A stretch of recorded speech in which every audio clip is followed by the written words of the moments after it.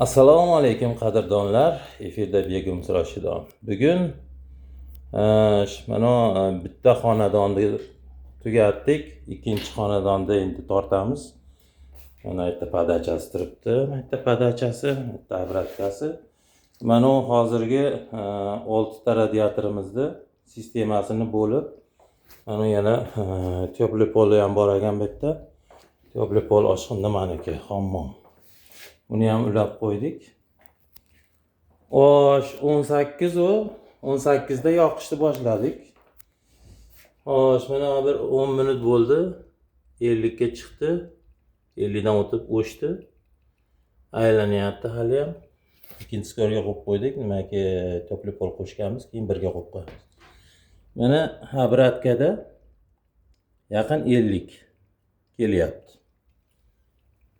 Padacha 50. Qancha gradus farqi bor? Hech qancha farqi yo'q.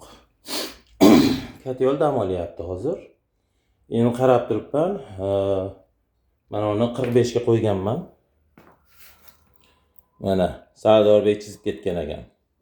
O'sha 45 ga qo'yib qo'ydim. 50 dan necha o'tganda o'chdi. Endi hozir nechiga tushsa yonishini ko'rmoqchiman. Bu hali katyol, rashiretelsiz bo'lgan katyol. Mana o'z xatvochilar qo'ydik. Mana bu joyda abratkaga mana shu krani bor. Abratkaga mana rashiretel tomga chiqarib qo'ydik. Hozir bitta 6 ta radiator 6 xona ishlayapti. O'sha ham yoqsidi. Hozir 50 da turibdi. Harorat tushsa, 45 ga tushsa yonamikin deb men kutib o'tiribman buni.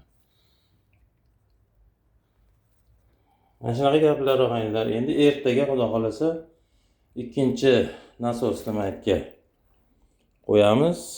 U 8 lik bo'ladi. Nari tomonda darvozaxonadan olib o'tamiz. Mana yerda podval teshganmiz. Podval bilan kirib, podvaldan o'tib, darvozaxonadan o'tib, mehmonxonaga kiradi. Orqasida yana 5 ta uy bor. Bu tomonga keyingi sistemani qilamiz. Bular sovqotgan uchun bugun bu uynikini yoqdik. Kranlar qo'yganmiz. Padachada kran o'chirib qo'ydikda. Bu tomon ishlayapti. Xullas, katyol hozircha yaxshi. Isishi yaxshi. Uylar issiq.